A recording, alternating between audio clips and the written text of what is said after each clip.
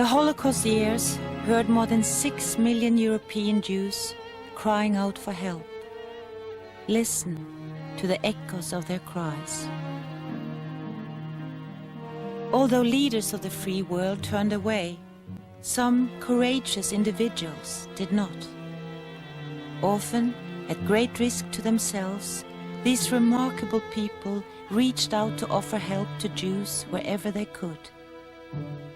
Scandinavians are among those honored by the government of Israel for their acts of bravery.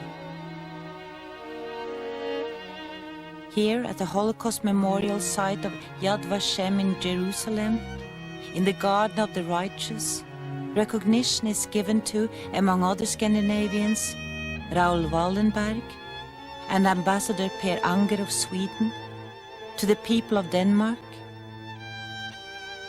and to the Norwegian underground who helped Jews. Their dedicated efforts, along with the security extended to Finland's Jewish community during the war years, stand as inspirational lights in the dark night of the Holocaust. Lights to guide our understanding of rescue in Scandinavia. Their stories begin on the 9th of April 1940. After the defeat of Poland, Hitler continued his military campaign on that day by sending his forces to invade Denmark and Norway. Norway would serve as a strategic base from which to attack England. Denmark was needed for its food and supplies. Unable to match the strength of the German forces, Denmark quickly agreed to a negotiated surrender. Its government was then allowed to continue to function, and its citizens lived in a tense but orderly relationship with German authorities for the next 3 years.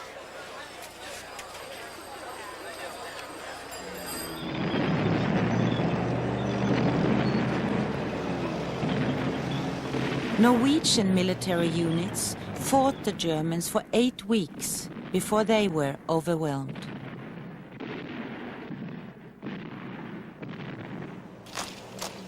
A puppet government was then set up by the Germans under the Norwegian Nazi Vidkun Quisling.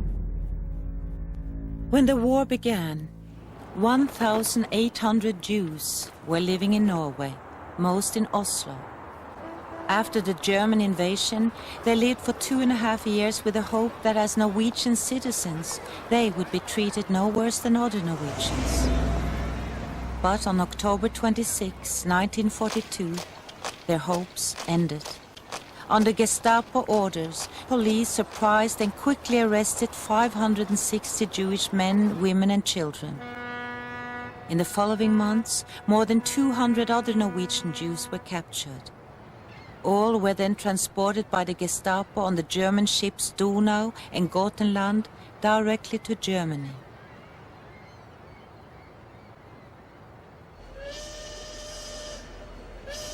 With other European Jews, they were forced into boxcars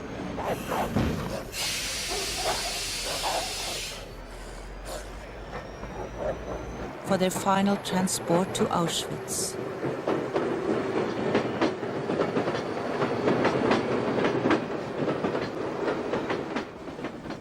There, all but 25 men share the common fate of death. Among those Jews who fled the police, many placed their lives in the hands of the Norwegian underground and individual Norwegian citizens.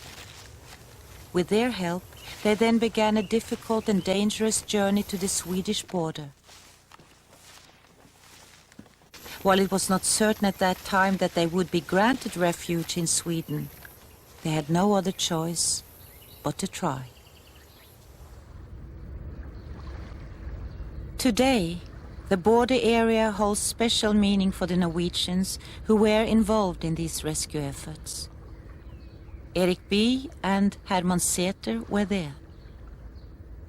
What's so special, Herman, about this place, Bosnes? This place was a meeting place before the last trip to Sweden for several escape routes from different places in Norway. It's about nearly 5,000 people have been gone through this place during the war and saved their life crossing the border to Sweden. But how far is it actually to the border here, in walking distance? From here you had first to cross the little lake Mjärmen down here, and in the summer by boat and on the ice during the winter. And as you said, it was a very long distance because it's between 3 and 4 Norwegian miles.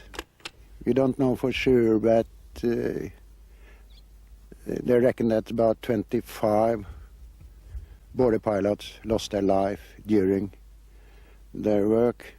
Some were captured and sent to Germany to prison. But there was a death sentence for trying to escape from Norway, to leave Norway. That was already from 1942. It was death sentence to try to escape from Norway, and it was a death sentence to help people to escape from Norway. But you couldn't think about that. You had a job to do. You had to save people. Must have been other helpers in other parts of Norway to get them here, to hide them in towns and so forth. That's true.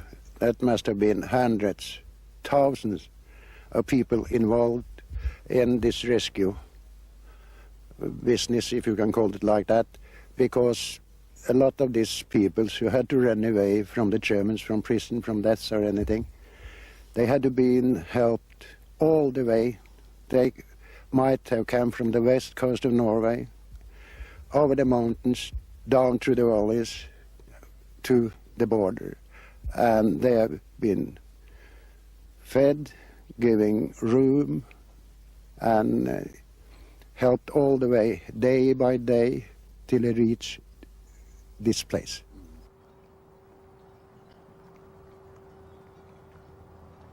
In your work here on the border, do you remember any special transports that included Jewish escapees? I don't know. It must have been Jewish people among the refugees who have gone through this place. But we never know. We never asked, and nobody told us. And if it was a Jew or another kind, they were human beings. They were Norwegian.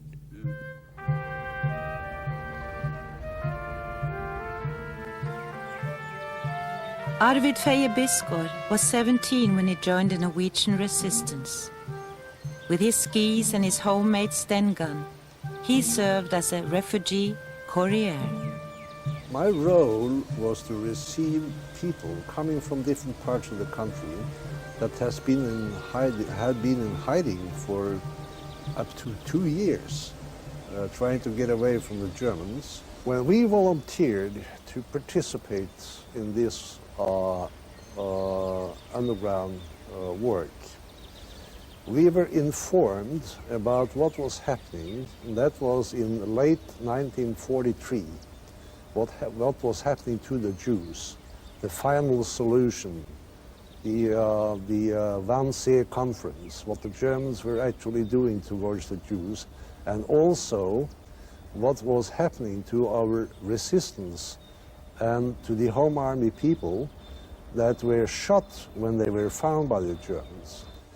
And they came by lorries and cars and horse and buggy and by skis and so forth to a certain area where I had my station, approximately 15 kilometers from the Swedish border. From then on, I was on my own. I was in serious trouble 2 or 3 times. Once when I was detected in my hiding place by some Germans and run, firing my Sten gun and running on my skis as fast as I could. I carried a child at the age of 4 on my shoulders for 9 hours on one of these transportations. And having that little child understand the seriousness of this was not quite easy to begin with. But on the other hand, it was remarkable how these children really understood what danger they were in and how they behaved. They were very impressive, as were the people that I transported. I got a lot of respect for those people. In October 1942, Per Grust was 12 years old. His parents turned to a Christian neighbor for help. My father and mother went up to this father of my friend.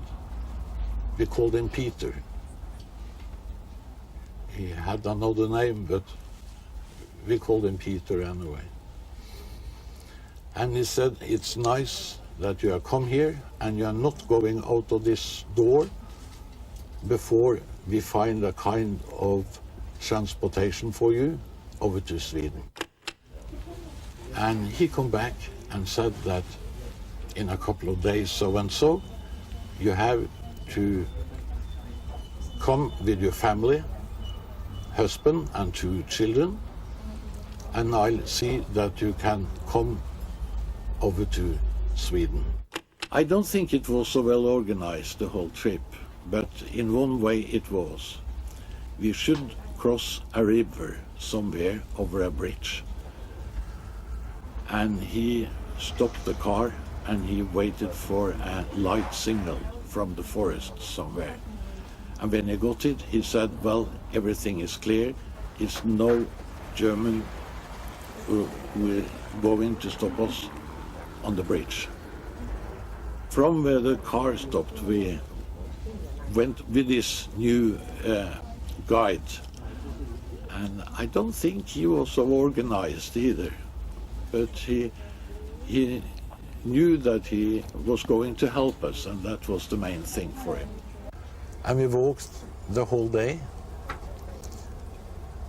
And then our guide stopped and said, walk over to that house. And it was a house in the middle of nowhere.